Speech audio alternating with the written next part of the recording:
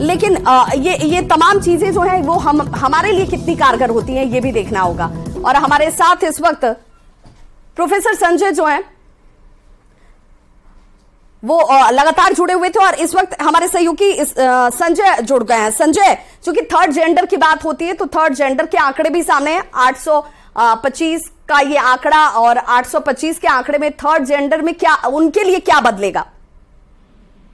देखिए, निश्चित तौर पर तमाम तरह के सवालात किए गए थे और सीधे तौर पर मुख्य सचिव के प्रभार में जो है विवेक कुमार सिंह, जो विकास आयुक्त बिहार के, उन्होंने कहा कि ट्रांसजेंडर हो या दूसरी जातियां हो, जो भी वेलफेयर स्कीम जो है बिहार में, कल्याणकारी योजनाएं जो बनेंगी वो उसी संख्या के आधार पर बनेंगी और उनको अधिक से अधिक ध्यान दिया जाएगा उन पर। इसलिए सेंसस जो सर्वे है वो जारी किया गया है। उन्होंने कहा कि ट्रांसजेंडर का भी सर्वे किया गया और इसकी जो संख्या आई है उस आधार पर उनको तमाम तरह की जो सरकारी सहूलियतें हैं और जो उनकी नीड्स हैं उनको पूरी करने की कोशिश की जाएगी। लेकिन सबसे बड़ी काफी ऐतिहासिक दिन है बिहार और बिहार विधानसभा और विधान परिषद के द्वारा 2019 में 18 फरवरी को जातीय आधारित करने का जब प्रस्ताव पारित किया गया या फिर 1/6/2022 को सर्वदलीय बैठक हुई थी, उसमें बिहार राज्य में जातीय आधारित गणना करने के प्रस्ताव को सर्वसम्मति से पारित किया गया और राज्य मंत्रिपरिषद ने 2 जून 2022 को जो फैसला लिया कि बिहार राज्य में जातीय आधारित गणना को 2 चरणों में करवाया जाए और माह फरवरी 2023 तक संपन्न कराने का निर्णय लिया गया था। तो निश्चित तौर पर जो समय रखते जाति आधारित गणना का काम जो है वो पूरा गया, सर्वे कर दिया गया। बिल्कुल संजय आप बने रहिए हमारे साथ लोक जनशक्ति पार्टी रामविलास के जो प्रवक्ता हैं विनीत, वो जुड़ चुके हैं। विनीत, आपकी प्रतिक्रिया भी और आपसे वो रिएक्शन भी कि जातीय गणना की रिपोर्ट तो अब सार्वजनिक है, सामने आ चुकी है, इस आंकड़े को आप कैसे देख रहे हैं? और देखिए, आंकड़े देखने के बाद मुझे लगता है कि कहीं ना कहीं से ये डेटा मैनिपुलेटेड है।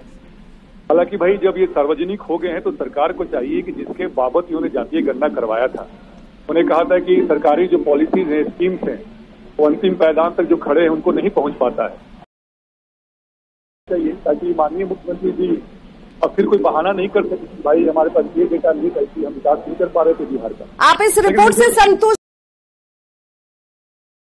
हैं? मैंने कहा कि डेटा कहीं ना कहीं मुझे फर्ज लगता है, थोड़ा मैनिपुलेशन है या जल्दीबाजी में किया गया है। तो मैं बिल्कुल पूरे आप किस जाति को लेकर आपको लग रहा है कि नहीं भाई यहाँ तो कम से कम जनसंख्या बढ़ी होगी या हमारी जो जानकारी है उसमें बढ़ी हुई है, लेकिन यहाँ आंकड़े कम दिख रहे हैं? देखिए, मुझे लगता है कि सामान्य वर्ग में आंकड़े जो हैं कम दिख रहे हैं और जो ये ओबीसी का जो आंकड़ा है वो थोड़ा ज्यादा मुझे दिख रहा है। से आर्थिक स्थिति में तब्दीली की जानकारी कैसे मिलती है? क्योंकि ये आंकड़े तो जातीय आंकड़े हैं, लेकिन बार बार सरकार तो ये कह रही थी कि हम उनकी आर्थिक स्थिति में तब्दीली लाएंगे, तो ये कहीं घिंच तो नहीं जाएगा? अभी जातीय आंकड़े सिर्फ दिए गए हैं।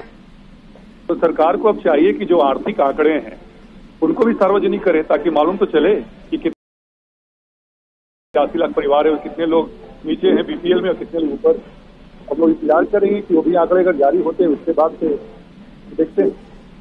बहुत बहुत शुक्रिया। विनीत हमारे साथ जुड़े हुए थे, एलजेपीआर के प्रवक्ता, जिनका सीधे तौर पर कहना था कि थोड़े असंशय वाले आंकड़े हैं क्योंकि पूरी तरह से संतुष्ट वो नजर नहीं आए। उन्होंने कहा कि बिल्कुल इन आंकड़ों को देखकर ऐसा लगता है कि कुछ जातियों के साथ हेरफेर हुआ है, लेकिन वो किस रूप में हुआ है वो सवाल उनकी तरफ से सिर्फ अनसुना छोड़ दिया गया। एक छोटा सा अंतराल, फिर वो होंगे वापस। बने रहिए हमारे साथ क्योंकि जातीय गणना की रिपोर्ट सबसे पहले न्यूज़ 18 बिहार झारखंड पर आप देख रहे हैं और उसका विश्लेषण भी।